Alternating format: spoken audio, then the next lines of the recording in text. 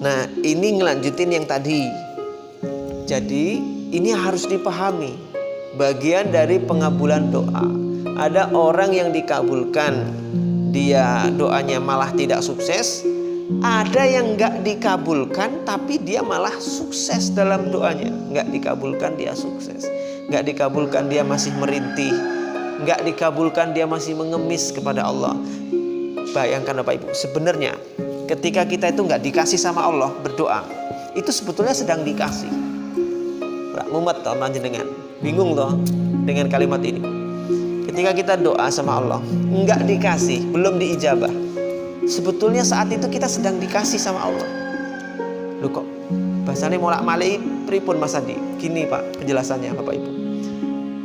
Ketika kita nggak dikasih sama Allah, berdoa nggak dikasih sama Allah, sebetulnya saat itu sedang dikasih. Dikasih apa?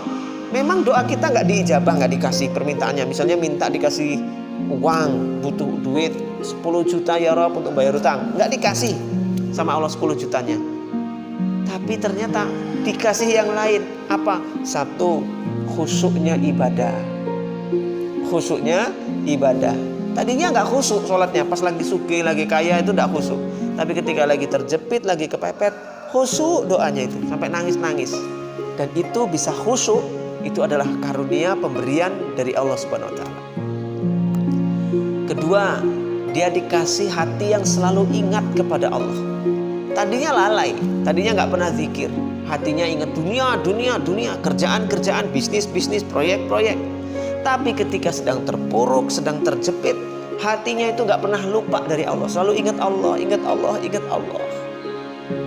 Pemberian bukan ini, pemberian. Dan ini nggak dikasih saat dia lapang, saat sempit dia dikasih.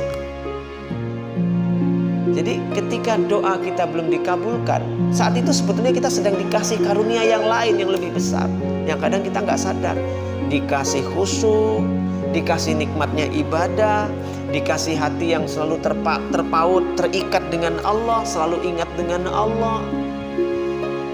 Ibadah yang tekun, ibadah yang rajin. Tadinya ibadahnya sholatnya cuma 3 bolong-bolong, tapi setelah terpuruk, dikasih penyakit atau kena terlilit hutang, sholatnya sekarang 5 waktu.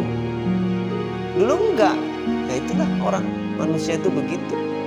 Kalau sudah terpuruk merapat kepada Allah, tapi sebetulnya itu ya pemberian juga dari Allah. Dulu sholatnya enggak tekun, sekarang tekun. Maka jangan pernah kita menganggap kalau doa nggak dikabulkan kita tuh nggak dapat apa-apa. Salah.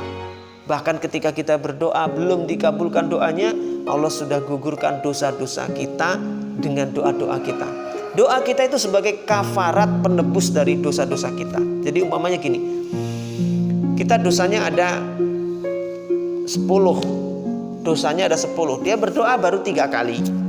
Ya 3 ini baru nebus, yang 10 aja baru masih ada susah 7. Artinya supaya bisa 50-50, supaya 0, dia harus berdoa 7 kali lagi. Dosanya 10, doanya baru 3. Doa yang 3 ini baru untuk menggugurkan dosa yang 10 tadi, baru dapat 3, masih ada sisa 7. Dia lalu berdoa lagi 7 kali, ngulang doa yang sama 7 kali.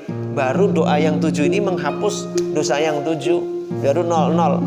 Maka doa lagilah sekali lagi. Disitulah insya Allah ijabah apa yang selama ini kita panjatkan kepada Allah Subhanahu wa ta'ala.